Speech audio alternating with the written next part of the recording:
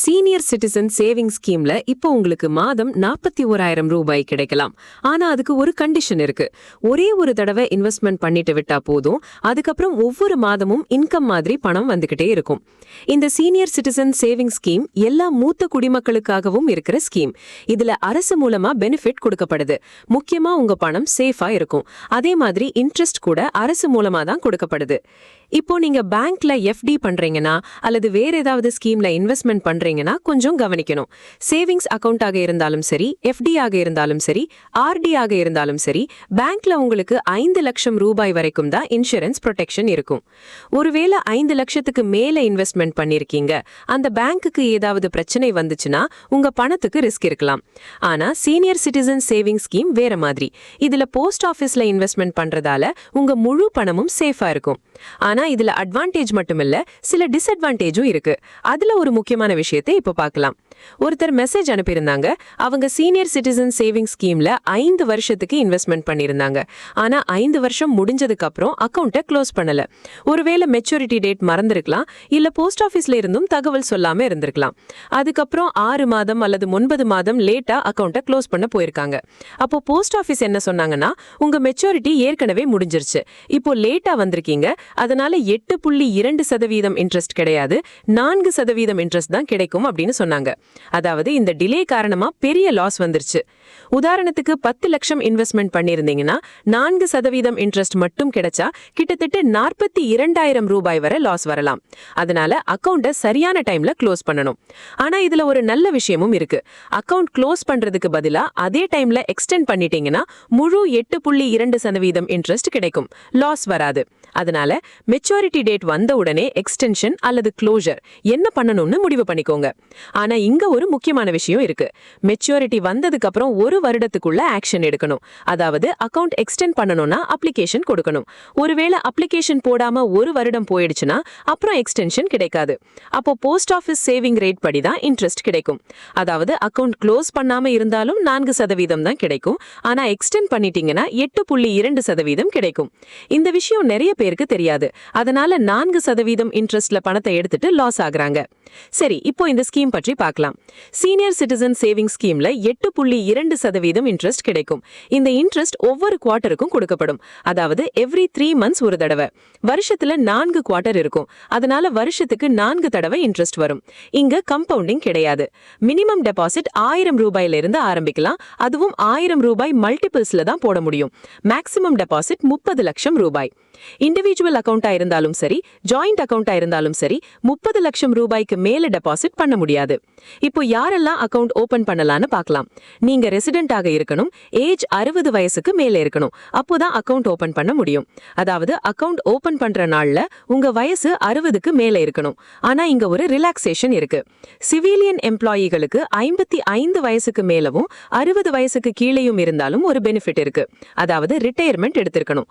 Retirement டைம்ல கிடைக்கிற superannuation, provident fund, gratuity, EPF மாதிரி ரிட்டையர்மெண்ட் பெனிஃபிட் எதுவாக இருந்தாலும் அது பேங்க் அக்கவுண்ட்டுக்கு வந்த நாள்ல இருந்து 3 மாதத்துக்குள்ள சீனியர் சிட்டிசன் சேவிங் ஸ்கீம்ல இன்வெஸ்ட்மெண்ட் பண்ணணும். அந்த 3 மாதத்துக்குள்ள இன்வெஸ்ட்மெண்ட் பண்ணினாதான் இந்த பெனிஃபிட் கிடைக்கும். இல்லனா 60 வயசு ஆகிற வரைக்கும் வெயிட் பண்ண வேண்டியிருக்கும். அதாவது ரிட்டையர்மெண்ட் பெனிஃபிட் அக்கவுண்ட்ல கிரெடிட் ஆன நாள்ல இருந்து 3 மாசத்துக்குள்ள இன்வெஸ்ட்மெண்ட் பண்ணணும். ஒருவேளை இந்த 3 மாச பீரியட் முடிஞ்சிடுச்சுன்னா அப்புறம் இந்த ரிலாக்ஸேஷன் கிடைக்காது. அதுக்கப்புறம் உங்க ஏஜ் 60 ஆகிற வரைக்கும் வெயிட் பண்ண வேண்டியிருக்கும். அதனால 55 வயசுல கிடைக்கிற இந்த ரிலாக்ஸேஷனை பயன்படுத்தணும்னா ரிட்டையர்மெண்ட் பெனிஃபிட் வந்ததுக்கு அப்புறம் 3 மாசத்துக்குள்ள இன்வெஸ்ட்மெண்ட் பண்ணி முடிச்சிடணும். இதுக்கு proof of receipt of retirement benefit கொடுக்கணும். அதோட எம்ப்ளாயர் சர்டிபிகேட்டும் கொடுக்கணும். அந்த சர்டிபிகேட்ல retirement details, benefit details, employment details, service period details எல்லாமே இருக்கணும். இந்த டாக்குமெண்ட்ஸ் எல்லாத்தையும் அப்ளிகேஷன் கூட சேர்த்து சப்மிட் பண்ணணும். அடுத்தது டிஃபென்ஸ் சர்வீஸ்ல இருந்தீங்கன்னா கொஞ்சம் கவனிக்கணும். உங்க ஏஜ் 50 வயசுக்கு மேலவும் 60 வயசுக்கு கீழேயும் இருந்தா அக்கவுண்ட் ஓபன் பண்ணலாம். இங்கேயும் உங்களுக்கு 3 மாச டைம் பீரியட் கொடுக்கப்படும். அதுக்கப்புறம் ஒரு புதிய கிளாஸ் வந்திருக்கு. அதுல ஸ்பவுஸ் கூட அக்கவுண்ட் ஓபன் பண்ண முடியும். உதாரணத்துக்கு ஒரு கவர்மெண்ட் எம்ப்ளாயி இருக்காங்க. அவங்க ஏஜ் 50 வயசுக்கு மேல இருக்கு. கவர்மெண்ட் எம்ப்ளாயி அப்படின்னா சென்ட்ரல் கவர்மெண்ட் அல்லது ஸ்டேட் கவர்மெண்ட் எம்ப்ளாயிகள். ஒருவேளை அந்த எம்ப்ளாயிக்கு ரிட்டையர்மெண்ட் பெனிஃபிட் அல்லது டெத் டெத் காம்பன்சேஷன் கிடைச்சிருக்கு. அதுவும் டியூட்டி டைம்ல டெத் நடந்திருந்தா அந்த சிச்சுவேஷன்ல ஸ்பவுஸ் சீனியர் சிட்டிசன் சேவிங் ஸ்கீம்ல இன்வெஸ்ட்மெண்ட் பண்ணலாம். இதுக்கான கண்டிஷன் என்னன்னா, எம்ப்ளாயி கவர்மெண்ட் எம்ப்ளாயியா இருக்கணும். அவரோட ஏஜ் 50 வயசுக்கு மேல இருக்கணும். இங்க ஸ்பவுஸ் ஏஜ் என்னன்னு பார்க்கவே மாட்டாங்க. ஸ்பவுஸ் வயசு எவ்வளோ இருந்தாலும் பரவாயில்ல. இந்த சீனியர் சிட்டிசன் சேவிங் ஸ்கீம்ல லம்சம் அமௌண்ட் டெபாசிட் பண்ணலாம். இதுக்கு 8.2% இன்ட்ரெஸ்ட் கிடைக்கும். ஒவ்வொரு 3 மாசத்துக்கும் இந்த இன்ட்ரெஸ்ட் கொடுக்கப்படும். இப்போ ஜாயிண்ட் அக்கவுண்ட் பற்றி ஒரு முக்கியமான விஷயம் இருக்கு. நீங்க ஜாயிண்ட் அக்கவுண்ட் ஓபன் பண்றீங்கன்னா ஸ்பவுஸ் கூட மட்டும்தான் ஓபன் பண்ண முடியும். பிரதர், சிஸ்டர், மதர், ஃபாதர் யாருடனும் ஜாயிண்ட் அக்கவுண்ட் ஓபன் பண்ண முடியாது. அதாவது ஹஸ்பண்ட் அல்லது ஒய்ஃப் கூட மட்டும்தான் ஜாயிண்ட் அக்கவுண்ட் ஓபன் பண்ண முடியும். உதாரணத்துக்கு 30 லட்சம் ரூபாய் டெபாசிட் பண்ணிருக்கீங்கன்னு வைத்துக்கலாம். இந்த அமௌண்ட் ஃபர்ஸ்ட் அக்கவுண்ட் ஹோல்டருக்கு தான் சொந்தமா கணக்குல எடுத்துக்குவாங்க. அதாவது ஹஸ்பண்ட் ஃபர்ஸ்ட் ஹோல்டரா இருந்தா அந்த 30 லட்சம் அவரோடது. ஒய்ஃப் ஃபர்ஸ்ட் ஹோல்டரா இருந்தா அது அவரோடது. செகண்ட் ஹோல்டர் பேருக்கு மட்டும் இருக்கும். இல்ல ஃபர்ஸ்ட் ஹோல்டருக்கு ஏதாவது ஆகிட்டா அந்த நேரத்துல செகண்ட் ஹோல்டர் பயன்படும். இப்போ டெபாசிட் லிமிட் பற்றி மீண்டும் பார்ப்போம். மினிமம் டெபாசிட் 1000 ரூபாய். அதுவும் 1000 ரூபாய் மல்டிபிள்ஸ்ல தான் டெபாசிட் பண்ண முடியும். அதாவது 1000 ரூபாய், 5000 ரூபாய், 10,000 ரூபாய், 15,000 ரூபாய், 20,000 ரூபாய் இப்படி டெபாசிட் பண்ணலாம். மேக்ஸிமம் லிமிட் 30 லட்சம் ரூபாய். ஹஸ்பண்ட் ஒய்ஃப் இருவரும் தனித்தனியா சிங்கிள் அக்கவுண்ட் ஓபன் பண்ணலாம். ஹஸ்பண்ட் அவரோட பேர்ல 30 லட்சம் ரூபாய் டெபாசிட் பண்ணலாம். வைஃப் அவரோட பேர்ல 30 லட்சம் ரூபாய் டெபாசிட் பண்ணலாம். அப்படின்னா இருவரும் சேர்த்து மொத்தம் 60 லட்சம் வரை இன்வெஸ்ட்மெண்ட் பண்ண முடியும். ஜாயிண்ட் அக்கவுண்ட் ஓபன் பண்ணணும்னாலும் பண்ணலாம். அதுல மொத்த லிமிட் 30 லட்சம் ரூபாய் தான். ஒருவேளை லிமிட் தாண்டி டெபாசிட் பண்ணிட்டீங்க, உதாரணத்துக்கு 30 லட்சம் ரூபாய் லிமிட் இருந்தும் 40 லட்சம் ரூபாய் டெபாசிட் பண்ணிட்டீங்கன்னா எக்ஸ்ட்ரா இருக்கும் 10 லட்சம் ரூபாய் உடனே திருப்பி கொடுக்கப்படும். அந்த எக்ஸ்ட்ரா அமௌண்ட் கவர்மெண்ட் கிட்ட இருந்தா அதுக்கு 8.2% கிடையாது. அதுக்கு 4% இன்ட்ரெஸ்ட் மட்டும்தான் கிடைக்கும். அதாவது சீனியர் சிட்டிசன் சேவிங்ஸ் அக்கவுண்ட்ல எக்ஸ்ட்ரா 10 லட்சம் ரூபாய் இருந்தா அதுக்கு 8.2% கிடைக்காது. 4% மட்டும்தான் கிடைக்கும். நீங்க பண்ற இன்வெஸ்ட்மெண்ட்டுக்கு இன்கம் டாக்ஸ் ஆக்ட் கீழே 80C பெனிஃபிட் கிடைக்கும். வருடத்துக்கு 1.5 லட்சம் வரை பெனிஃபிட் கிடைக்கும். ஓல்ட் ரிஜிம் பயன்படுத்துறவங்களுக்கு இது யூஸ்ஃபுல்லா இருக்கும். 10%, 20%, 30% டாக்ஸ் ஸ்லாப்ல இருந்தா டாக்ஸ் எக்ஸம்ஷன் பெனிஃபிட் கிடைக்கும். இன்ட்ரெஸ்ட் ஒவ்வொரு குவார்ட்டருக்கும் கொடுக்கப்படும். அது உங்க சேவிங்ஸ் அக்கவுண்ட்டுக்கு கிரெடிட் ஆகும். இதுக்கு ஆட்டோ கிரெடிட் ஃபெசிலிட்டி செலக்ட் பண்ணலாம். இல்ல பேங்க் அக்கவுண்ட் இருந்தா இசிஎஸ் ஃபெசிலிட்டி கூட செலக்ட் பண்ணலாம். குவார்ட்டர் எண்டிங் டேட்ஸ்னு பார்த்தா 31st March, 30th June, 31st September, 31st December. Interest credit ஆகிற டேட்ஸ் என்னன்னா 31st மார்ச் குவார்ட்டருக்கு 1st ஏப்ரல், 30th ஜூன் குவார்ட்டருக்கு 1st ஜூலை, 31st செப்டம்பர் குவார்ட்டருக்கு 1st அக்டோபர், 31st டிசம்பர் குவார்ட்டருக்கு 1st ஜனவரி கிரெடிட் ஆகும். இப்போ ஒரு முக்கியமான விஷயம், அக்கவுண்ட்ல இன்ட்ரெஸ்ட் அமௌண்ட் அப்படியே இருந்தா அதுக்கு கூடுதலா எந்த இன்ட்ரெஸ்டும் கிடையாது. உதாரணத்துக்கு ஆட்டோ கிரெடிட் ஃபெசிலிட்டியை செலக்ட் பண்ணலன்னு வைத்துக்கலாம். அப்போ உங்க இன்ட்ரெஸ்ட் சேவிங்ஸ் அக்கவுண்ட்டுக்கு போகாம சீனியர் சிட்டிசன் அக்கவுண்ட்லயே இருக்கும். அப்படி இருந்தா அந்த அமௌண்ட்டுக்கு எக்ஸ்ட்ரா இன்ட்ரெஸ்ட் கிடையாது. காம்பவுண்டிங் பெனிஃபிட் கூட கிடையாது. உதாரணத்துக்கு ஒவ்வொரு குவார்ட்டருக்கும் 61,500 ரூபாய் இன்ட்ரெஸ்ட் கிடைக்குதுன்னு வைத்துக்கலாம். அத முதல் குவார்ட்டர்ல இருந்து 3வது குவார்ட்டர் வரைக்கும் கிளைம் பண்ணாம விட்டுட்டீங்க. அதுக்கப்புறம் 1 ஜனவரிக்கு பிறகு கிளைம் பண்ணீங்கன்னா அந்த 3 குவார்ட்டர் அமௌண்ட் எவ்வளவு இருக்குதோ அதே அமௌண்ட் தான் கிடைக்கும். அதுக்கு மேல எந்த எக்ஸ்ட்ரா இன்ட்ரெஸ்டும் சேர்த்து கொடுக்க மாட்டாங்க. காம்பவுண்டிங் பெனிஃபிட்டும் கிடையாது. டிடிஎஸ் உங்களுக்கும் அப்ளிகபிள் ஆகும். அதனால இதை கவனிக்கணும். சீனியர் சிட்டிசன் சேவிங் ஸ்கீம்ல உங்க எல்லா அக்கவுண்ட்களோட இன்ட்ரெஸ்ட் சேர்த்து மொத்தம் 1 லட்சம் ரூபாய் லிமிட் இருக்கு. அதாவது 1 லட்சம் ரூபாய்க்கு மேல இன்ட்ரெஸ்ட் வந்தா அந்த கேஸ்ல டிடிஎஸ் டிடெக்ட் பண்ணப்படும். ஆனா ஃபார்ம் 15G, ஃபார்ம் 15H அல்லது புதிய ஃபார்ம் 12BAA இத 1 ஏப்ரலுக்கு பிறகு சப்மிட் பண்ணிட்டீங்கன்னா உங்க இன்ட்ரெஸ்ட்ல எந்த டிடிஎஸும் டிடெக்ட் பண்ண மாட்டாங்க. அதாவது டிடிஎஸ் டிடெக்ஷன் இருக்காது.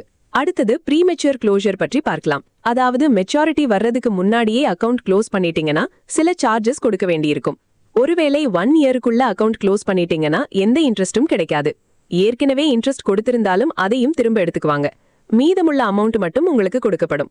உதாரணத்துக்கு குவார்ட்டர் 1, குவார்ட்டர் 2, குவார்ட்டர் 3ன்னு வைத்துக்கலாம். ஒவ்வொரு குவார்ட்டருக்கும் 61,500 ரூபாய் இன்ட்ரெஸ்ட் கொடுத்திருக்காங்க. நீங்க 30 லட்சம் ரூபாய் டெபாசிட் பண்ணியிருக்கீங்க. அதுக்கு 8.2% இன்ட்ரெஸ்ட் அடிப்படையில இந்த இன்ட்ரெஸ்ட் வந்திருக்கு. ஆனா குவார்ட்டர் 4 வர்றதுக்கு முன்னாடியே அக்கவுண்ட் க்ளோஸ் பண்ணிட்டீங்கன்னா ஏற்கனவே கொடுத்த அந்த 3 குவார்ட்டர் இன்ட்ரெஸ்ட் அமௌண்ட்டை கழிச்சிட்டு பேலன்ஸ் மட்டும் தருவாங்க.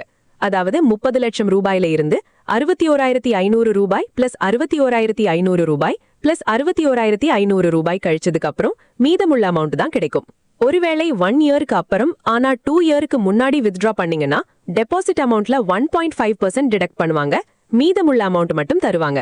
உதாரணத்துக்கு 10 லட்சம் ரூபாய் டெபாசிட் பண்ணியிருக்கீங்கன்னா 1.5% அப்படின்னா 15,000 ரூபாய் டிடக்ட் ஆகும்.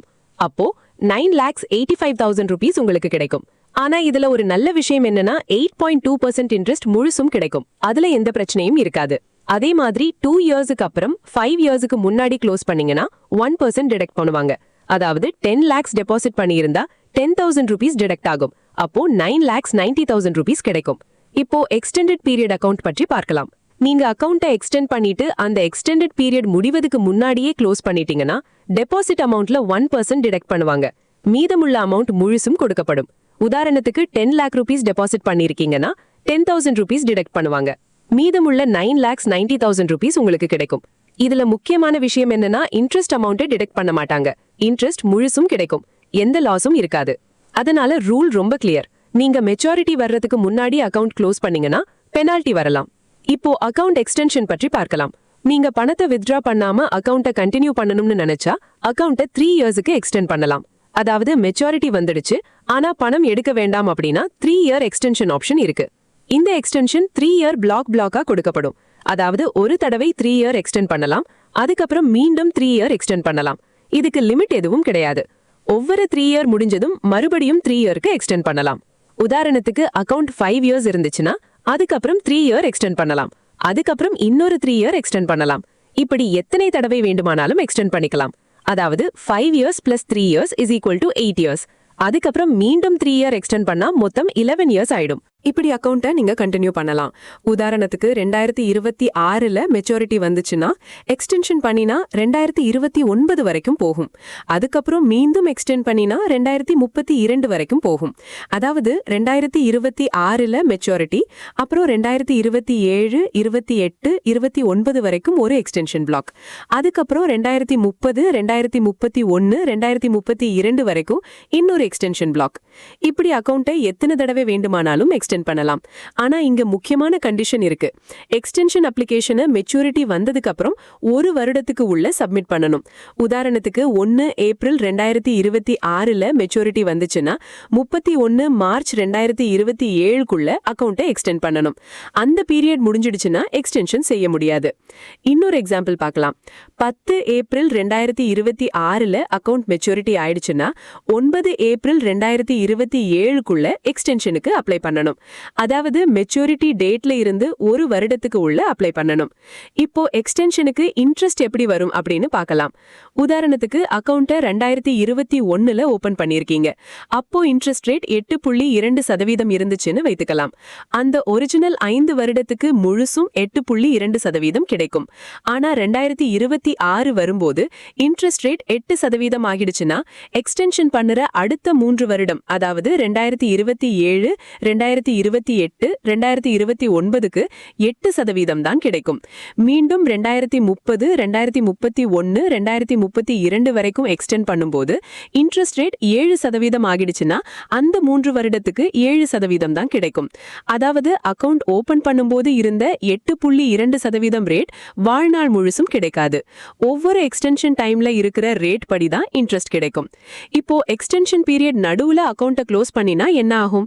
அந்த கேஸ்ல டெபாசிட் அமௌண்ட்ல 1% டிடக்ட் பண்ணுவாங்க. உதாரணத்துக்கு 1 லட்சம் டெபாசிட் பண்ணிருக்கீங்கன்னா 1% டிடக்ட் ஆகும். மீதமுள்ள அமௌண்ட் மட்டும் தருவாங்க. ஆனா இன்ட்ரெஸ்ட் முழுசும் கிடைக்கும். இன்ட்ரெஸ்ட்ல எந்த டிடக்ஷனும் இருக்காது. இன்னொரு முக்கியமான விஷயம் எக்ஸ்டென்ஷன் எஃபெக்டிவ் டேட் பற்றி.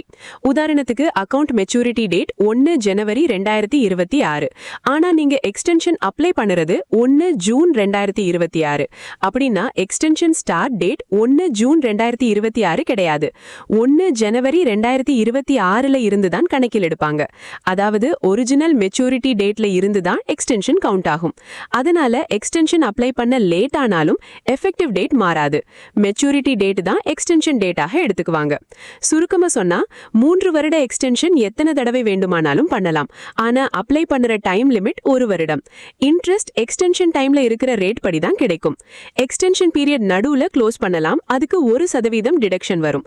முக்கியமா எக்ஸ்டென்ஷன் எஃபெக்டிவ் டேட் எப்பவும் ஒரிஜினல் மெச்சூரிட்டி டேட் தான். அக்கவுண்ட்டை க்ளோஸ் பண்ணணும்னா இதை கவனிக்கணும். 5 வருடம் முடிஞ்சதுக்கு அப்புறம் நீங்க பணத்தை வித்ட்ரா பண்ணலாம், இல்லனா அக்கவுண்ட்டை க்ளோஸ் பண்ணலாம், இல்லனா அக்கவுண்ட்டை 3 வருடத்துக்கு எக்ஸ்டெண்ட் கூட பண்ணலாம். உதாரணத்துக்கு 1 ஜூலை 2021 அக்கவுண்ட் ஓபன் பண்ணிருக்கீங்கன்னு வைத்துக் கொள்ளலாம். அப்படின்னா 1 ஜூலை 2026 வரைக்கும் 5 வருடம் கம்ப்ளீட் ஆகும். அந்த டைம்ல அக்கவுண்ட்டை க்ளோஸ் பண்ணலாம். இப்போ எக்ஸ்டென்ஷன் பீரியடுக்கு அப்புறம் க்ளோஷர் எப்படி இருக்கும் அப்படின்னு பார்க்கலாம். 2021 அக்கவுண்ட் ஓபன் பண்ணீங்க, 2026 5 வருடம் முடிஞ்சிச்சு. அப்புறம் அக்கவுண்ட்டை எக்ஸ்டெண்ட் பண்ணி 2029 வரைக்கும் கொண்டு போயிருக்கீங்கன்னு வைத்துக் கொள்ளலாம். 2029 வந்ததுக்கு அப்புறம் அக்கவுண்ட்டை க்ளோஸ் பண்ணலாம், இல்லனா மறுபடியும் எக்ஸ்டெண்ட் பண்ணலாம். அதாவது ஒரிஜினல் மெச்சூரிட்டி 2026, எக்ஸ்டென்ஷன் பண்ணி 2029 வரைக்கும் போச்சு. அந்த எக்ஸ்டென்ஷன் பீரியட் முடிஞ்சதுக்கு அப்புறம் தான் க்ளோஷர் பண்ண முடியும். ஆனா மெச்சூரிட்டிக்கு முன்னாடியே வித்ட்ரா பண்ணீங்கன்னா பெனால்டி வரலாம். இப்போ புதிய அக்கவுண்ட் எப்போ ஓபன் பண்ணலாம் அப்படின்னு பார்க்கலாம். ஓல்ட் அக்கவுண்ட் க்ளோஸ் பண்ணினதுக்கு அப்புறம் தான் புதிய அக்கவுண்ட் ஓபன் பண்ண முடியும். அதாவது அக்கவுண்ட் க்ளோஸ் ஆன உடனே புதிய அக்கவுண்ட் ஓபன் பண்ணிக்கலாம். ஆனா புதிய அக்கவுண்ட்லயும் மேக்ஸிமம் லிமிட் 30 லட்சம் தான். பழைய அக்கவுண்ட்டை க்ளோஸ் பண்ணிட்டு புதிய அக்கவுண்ட் ஓபன் பண்ணினாலும் 30 லட்சத்துக்கு மேல டெபாசிட் பண்ண முடியாது. இப்போ அக்கவுண்ட் ஹோல்டருக்கு ஏதாவது ஆகிட்டா என்ன ஆகும் அப்படின்னு பார்க்கலாம். உதாரணத்துக்கு ஒருவருக்கு 10 மார்ச் 2026 டெத் நடந்துச்சுன்னா அந்த 10 மார்ச் 2026 வரைக்கும் 8.2% இன்ட்ரெஸ்ட் கிடைக்கும். ஆனா 11 மார்ச் 2026 இருந்து அக்கவுண்ட்டை க்ளோஸ் பண்ற வரைக்கும் போஸ்ட் ஆஃபீஸ் சேவிங் ரேட் படி 4% இன்ட்ரெஸ்ட் மட்டும்தான் கிடைக்கும். அதாவது டெத் நடந்த நாள் வரை 8.2%, அடுத்த நாள்ல இருந்து 4%. ஆனா ஸ்பவுஸ்க்கு ஒரு ஸ்பெஷல் ரூல் இருக்கு. ஜாயிண்ட் அக்கவுண்டா இருந்தாலும் சரி, நாமினி இருந்தாலும் சரி, சில கண்டிஷன்ஸ் ஃபுல்ஃபில் ஆனா அக்கவுண்ட்டை கண்டினியூ பண்ணலாம். முதல் கண்டிஷன், ஸ்பவுஸ் ஏஜ் 60 வயசுக்கு மேல இருக்கணும். இரண்டாவது கண்டிஷன், ஸ்பவுஸ் பேர்ல வேற சீனியர் சிட்டிசன் அக்கவுண்ட் இருக்கக்கூடாது. இந்த 2 கண்டிஷன் சரியா இருந்தா அக்கவுண்ட் கண்டினியூ பண்ணலாம். அப்போ 8.2% இன்ட்ரெஸ்ட் தொடரும். 4% சேவிங் இன்ட்ரெஸ்டுக்கு மாறாது. ஆனா புதிய சீனியர் சிட்டிசன் அக்கவுண்ட் ஓபன் பண்ணக்கூடாது. அதனால 5 வருடத்துக்கு அப்புறம் அக்கவுண்ட்டை க்ளோஸ் பண்ணலாம். எக்ஸ்டென்ஷன் 3 வருடமா எத்தனை தடவை வேண்டுமானாலும் பண்ணலாம். புதிய அக்கவுண்ட் பழைய அக்கவுண்ட் க்ளோஸ் ஆனதுக்கு அப்புறம் ஓபன் பண்ணலாம். டெத் ஆனதுக்கு அப்புறம் பொதுவா இன்ட்ரெஸ்ட் 4% மாறிடும். டெத் நடந்த அடுத்த நாள்ல இருந்து இன்ட்ரெஸ்ட் சேஞ்ச் ஆகும். அமௌண்ட் யாரு கிளைம் பண்ணுவாங்கன்னா நாமினி அல்லது லீகல் ஹேர் கிளைம் பண்ணுவாங்க. சரி, இப்போ முக்கியமான விஷயம், மாதம் 41,000 ரூபாய் எப்படி கிடைக்கும் அப்படின்னு பார்க்கலாம். ஹஸ்பண்ட் தனியா சீனியர் சிட்டிசன் அக்கவுண்ட் ஓபன் பண்ணலாம், வைஃப் தனியா சீனியர் சிட்டிசன் அக்கவுண்ட் ஓபன் பண்ணலாம். இருவரும் தலா 30 லட்சம் டெபாசிட் பண்ணணும். 2 அக்கவுண்ட்டுக்கும் 8.2% இன்ட்ரெஸ்ட் கிடைக்கும். 5 வருடம் ஸ்கீம் கண்டினியூ ஆயிருந்தா ஒவ்வொருவருக்கும் வருடத்துக்கு 2,46,000 ரூபாய் இன்ட்ரெஸ்ட் கிடைக்கும். குவார்ட்டருக்கு 61,500 ரூபாய் கிடைக்கும். அதே மாதிரி ஹஸ்பண்டுக்கும் 2,46,000 ரூபாய், குவார்ட்டருக்கு 61,500 ரூபாய் கிடைக்கும். இத மந்த்லி ஆவரேஜா பார்த்தா ஒருவருக்கு மாதம் 20,500 ரூபாய் வரும். அதாவது ஹஸ்பண்ட் 20,500 ரூபாய், வைஃப் 20,500 ரூபாய், இரண்டையும் சேர்த்தா 41,000 ரூபாய் மாதம் கிடைக்கும். இதுக்கு ஹஸ்பண்ட் வைஃப் இருவரும் தனித்தனி அக்கவுண்ட் ஓபன் பண்ணி தலா 30 லட்சம் டெபாசிட் பண்ணணும். ஒரே தடவை டெபாசிட் பண்ணிட்டா போதும். முதல் குவார்ட்டர் வர கொஞ்சம் டைம் ஆகும், ஆனா அதுக்கப்புறம் ரெகுலரா இன்ட்ரெஸ்ட் வந்துகிட்டே இருக்கும். மாத கணக்குல பார்த்தா 20,500 ரூபாய் பிளஸ் 20,500 ரூபாய் ஈக்குவல் டு 41,000 ரூபாய் கிடைக்கும். 5 வருடத்துல ஒருவருக்கு 12,30,000 ரூபாய் இன்ட்ரெஸ்ட் கிடைக்கும். இருவருக்கும் சேர்த்து 24,40,000 ரூபாய் இன்ட்ரெஸ்ட் கிடைக்கும். அதாவது 5 வருடத்துல கிட்டத்தட்ட முதலீட்டின் பாதி அளவுக்கு இன்ட்ரெஸ்ட் கிடைக்கும். அதனால சீனியர் சிட்டிசன் சேவிங் ஸ்கீம் பற்றிய முழு தகவலும் தெரிஞ்சிருக்கணும். சின்ன மிஸ்டேக் கூட இன்ட்ரெஸ்ட் லாஸ்க்கு காரணமாகலாம். இன்றைய வீடியோ உங்களுக்கு யூஸ்ஃபுல்லா இருந்தா வீடியோக்கு லைக் பண்ணுங்க, ஷேர் பண்ணுங்க, சப்ஸ்கிரைப் பண்ண மறக்காதீங்க. Until then, goodbye, Jai Hind.